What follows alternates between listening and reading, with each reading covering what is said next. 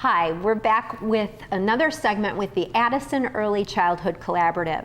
As we've been talking about for the last several months, the collaborative works with many partner agencies here in Addison to ensure children and their families get a good start to their education. Mary Haley is back with the collaborative, and she's going to introduce us to two members of the Girl Scouts of Greater Chicago and Northwest Indiana. Welcome back, Mary. You've been busy the last couple months, haven't you? We have been busy, Dorian. Thanks for having us back. Absolutely. We have spent a good amount of time in the last few months working on our community breakfast. We had speakers from the Western DuPage Chamber of Commerce and also from a local business here, Clyde's. Josh Bickford was a speaker, and they were talking about the importance of early childhood education and the business community here in Addison. So that was a great event. We've been participating in Rockin' Wheels most weeks, which has been a lot of fun. We've met hundreds of Addison residents and been able to enjoy some great music and some good food along the way. And then recently we had a meeting with about a half a dozen family child care providers who between them collectively provide child care services to about 100 children every day. So we had an opportunity to bring together the home child care providers, the YWCA, who does a lot of training for the home child care providers, and then also the school district so that we can talk to them about things that they can be doing with the children that are in their care to help them be ready for kindergarten. Yeah, so that's coming up right around the corner. So. It is, yep. Now, I've seen you out here on Thursday nights, and like you said, we've had big crowds. What kinds of things are you engaging the crowd with? Mainly talking to people about things that families can do to help their kids be ready for school that are just ordinary things that people can do on a daily basis. So we're not trying to have people learn a whole bunch of new things, but just learn that reading to kids, which is a simple thing that people can do, but doing that regularly is so helpful for language acquisition and then also reading skills, obviously. And doing something called serve and return with little kids. A lot of parents do this naturally, but it also gets challenging. If you've had little kids and you know what this is like by about 4 o'clock in the afternoon, you just need a little peace and quiet. But one of the best things that adults can do with little kids is when they ask questions, answer the questions with a question and prompt them to keep talking, and doing that serve and return and go back and forth and back and forth. It's that language acquisition that is so important, that helps the brain develop along with learning language and then learning things that set kids up to learn to read and a bunch of other skills. That's so we just talk about basic things like that that can impact kids being ready for school. Now, you mentioned something interesting at the community breakfast, in having business owners talk. And why is that important to them? You mentioned early childhood and businesses, and those don't initially seem to go together. Explain why that's important for our business community as well. Great question, and there's a couple of different answers to that. There's one that's pretty focused on the here and now, and then there's a longer term one. So in terms of right now, business owners care about their employees being comfortable at work, being able to be focused on work. There's a term that's kind of become prevalent called presenteeism, where we might be at work, but because of distractions, we're not really focused in being able to be productive. Yeah. And a lot of parents who have little children could have interruptions with childcare. So it's very important that employers know that their employees who have young children have good quality childcare and are really comfortable so they can be focused at work. So we were talking about that issue. And then bigger picture, we wanted to talk about the fact that we've learned so much from brain science in the last 10 to 15 years. And we know that the brain develops very rapidly between birth to 3. And what children experience during that time frame can put them on a trajectory in terms of what they learn and how they develop that can help them be successful not only in school, but lifelong success. So even though that might sound like a long way away, time flies. And we know that employers always need good employees. So knowing that in the community there are the supports in place so that little kids are getting off to a great start really is meaningful to businesses that are doing long-range planning. Well, it's great that they realize that too. Absolutely. So the community breakfast brought together many of your partner agencies, one of which is sitting here. Why don't you introduce who we have here today? I'm delighted to do that with the Girl Scouts of Greater Chicago and Northwest Indiana. We have Martha Sternickel, and we also have Karina Villafort. Did I get that correct? Okay, Villaforte. Yeah. Very good. Okay. Martha, tell me a little bit about the Girl Scouts, what they're about. So many of us remember the badges and the little brownie caps and things like that. And Girl Scouts has evolved and at the same time is really steeped in tradition. So. Yep, badges are still here. We still have plenty of them. And we have about 23 new ones coming out this summer. Wow. So yeah, quite of excitement going on with that. So we haven't veered off our traditional track at all. Still steeped with camping and cookies and traditional troop meetings. So we're still there.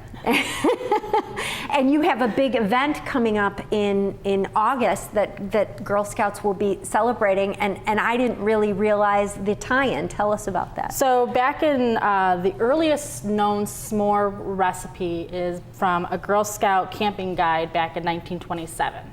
Wow. So some could say that we are the founders of our favorite dessert around a campfire, s'mores. So August 10th is National S'more Day. And so to celebrate National S'more Day, we are hosting at various different locations throughout the Chicago, Indiana region, S'more Days events. So that's Thursday, August 10th. There's one out in our Camp Greenwood, Joliet. Help me out here because I'm not going to remember. Vernon Hills. And Valparaiso and Country Club Hills. Yes, from 6 to 8 p.m. Wow, that's great. I did not know that s'mores came from the Girl Scouts. Yeah, we had this last cookie season. We had introduced a s'mores cookie that went gangbusters. Was just did phenomenally well. So we're hoping they bring them back again this next cookie season because they were really good. Wow. Well, the two of you work with the community to let people know the importance of the Scouts, and also get leaders and stuff like that to get more troops. And we talked a little bit about this particular area in Addison doesn't have as many troops as many communities our size. Karina, tell me about some of the challenges that you face in trying to get more troops to form in our community. We believe that one of our biggest barriers is the culture. There's this misconception about Girl Scouting. Most of our families that we see around the area are Latino and Hispanic. There's this misconception of Girl Scouting that it's just crafts and cookies, and we're much more than that. And I think it's just getting through that phase of letting families know that we're more than just that. We are teaching girls essential skills that help them become leaders of tomorrow. All our girls are GIRLs, which are go-getters, innovators, risk-takers, and leaders of tomorrow. We want them to make a difference in their community and in the lives of their families as well. So one of the biggest barriers is just getting through that misconception of it's just cookies and crafts. And language barriers sometimes as well, but we're making lots of changes in our council that are helping us jump over those barriers to help all those families that need a little more help or education when it comes to Girl Scouting. I see. So do you think that misconception comes simply from, many of their parents have immigrated, so they didn't grow up hearing about the Scouts the way we did? Is that the major thing, or is it more of a, just a distrust of, I don't want to let my kids go anywhere? I think it's a little bit of both. In a sense, many families don't know about Girl Scouting, and in Mexico we actually have Girl Scouts as well, but we call them guías. Okay. So trying to put those together, is it the same thing, is it not? Okay. Also, many parents do have those trust things that as far as it's my baby, I can't let Yeah, go of my overprotective. kindergartner. Yes, so in a sense it has to do a little bit of both, I would say. Okay. Yes. So what do the two of you do when you're trying to increase that membership or attract new leaders? What kind of information or events are you putting out there? So we're participating in the Rock and Wheels event this Thursday, as a matter of fact. And so I'll have a booth set up there with a couple activities for the kids to do and for parents to stop by and learn more about who we are and how to get involved. And we do that throughout multiple communities. We'll be at back to school nights, various different locations for parents to kind of come and learn about us again and see how much we have changed and have stayed the same. We also have a website that anybody can go to kind of start digging around now, which is Girl Scouts GCNWI, that they can just go in there and look at what programs we have coming up, what camps are going on. They can even kind of do a little bit of research about the badges that are coming out this summer. So there's lots of ways to get involved. You don't have to run a troop. You can get involved in different other facets in the community as well. You talked about how the Scouts have changed, and as Karina was talking about, you know, the leadership and that kind of thing. I don't know that kind of thing was stressed as much when we were kids. It was more of a, you know, the social aspect. Tell me a little bit about those kinds of newer things that the Scouts are stressing. We're still very social, but we're stressing the leadership qualities as well. With today's culture being as it is, we want the girls to feel like they can have a voice in changing things that they don't think are going the proper way. So we're teaching them how to find a voice and correct something that they see in their community. We've had girls go out and create food pantries in places that there have never been a food pantry before. We've had them work with police departments to create a safe room for kids who get displaced from their family for whatever reason and have some place that they can curl up with a teddy bear or read a book or watch a movie while they're waiting for life to come to some kind of regular understanding. So we've got girls out there doing some amazing stuff with the skills that they are learning through the badges that they are now earning. We have taken a large focus into the STEAM, which is science, technology, arts, and I'm going to mathematics and engineering. Thank you. I'm like, why did I just lose this song? So a lot of the new badges that we have coming out are going to be STEAM related. We have a bunch of new robotics badges that are coming out, which I'm super geeked to see, because that would have been kind of fun to do as a kid. Yeah, no kidding. You know, I'm like, why didn't they weren't around when we were girls? But so we've taken some great approaches in that aspect. Okay. Now tell me a little bit about the relationship between the Scouts and the collaborative, because it isn't. It's another one of these that initially it isn't entirely apparent, since the collaborative focuses on early education. Right. What is your relationship? Because of the cultural differences that are here in Addison, we know that we have to start education early with the parents. So the best way we thought to do that was to join with the coalition, and that way by the time those children are within kindergarten, elementary school, there's a recognition of who we are, that we've already built a relationship with them. We've established who we are with them, essentially. So there's a trust built. Right, and that has to be important, as you were saying, with that unfamiliarity. Definitely, and we've noticed a change because we've been to so many events, and families come to the same events, and they'll see us and they'll recognize that's Girl Scouts, or they'll ask more questions this time because they feel more comfortable. Right. So we see that it's very important to start that relationship right now, like Martha said, so that when they're ready to join Girl Scouting, they know what we're all about and they build that trust and relationship with us. And you said they've been very helpful at some of your events as well, Mary. They have been great. They joined our collaborative about a year ago. They're active on our parent and family engagement committee, so just literally rolling up their sleeves and helping with planning and decision making and getting work done.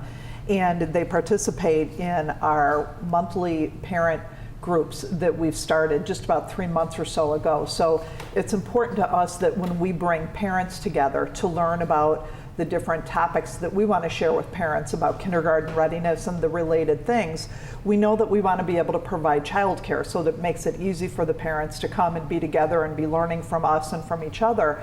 So we have a couple of troops in Addison that volunteer their kids at the junior high level, so they're leaders, and summer girls come and provide childcare for a couple of hours. And it's very cool because the parents are able to be comfortable. They have a great experience with the Girl Scouts, so they are getting that feeling of comfort and familiarity and building trust. And then while we're trying to do what we do with the parents, it can be That focus, kind of like we were serious talking and about. kind of focused. Yeah. It's always nice to hear the kids off in the corner having a blast. They're laughing and running around and having a great time. So it really benefits everybody, the way they've been involved. And they've been instrumental in kindergarten registration, being a part of that. And as Martha said, participating in Rockin' Wheels also. Great. So great partners, and we love to have them part of and the those group. girls are earning their babysitting badge at the same time. Well, Karina, you talked about some of the challenges that you've had reaching the Latino community. Is there anything you'd like to tell them, right now and address them in Spanish and let them know a little bit about Girl Scouts? Of course. Mi nombre es Karina y estoy representando la organización de Girl Scouts de Greater Chicago, Northwest Indiana. Quiero invitar a todas las familias para que aprendan un poquito más de nuestra organización. Nuestra organización es la organización más grande de liderazgo para niñas grados kinder hasta high school, y nuestra organización es para todas niñas de todas culturas. No solo las niñas están aprendiendo diferentes habilidades que son esenciales en la vida, pero a la misma vez se están divirtiendo, conociendo a otra gente y ayudándolos a desarrollar esas cosas esenciales que todas nuestras niñas necesitan hoy en día. Queremos invitar a todas las familias para que aprendan más. Búsquenos en nuestra página web de Girl Scouts of Greater Chicago, Northwest Indiana, o también pónganse en contacto conmigo y yo les puedo ayudar en esta gran aventura de Girl Scouts. Well, thank you very much. Thank you both for being here. Mary, tell me a little bit quickly about what the collaborative is going to be doing in the near future. I'd be happy to, thanks. We're going to have our annual family fun fair on Thursday, September 21st. And that's an opportunity for families to come to the junior high, and all of our partners and then other related organizations and businesses will be here that families can learn from and learn about resources that are available.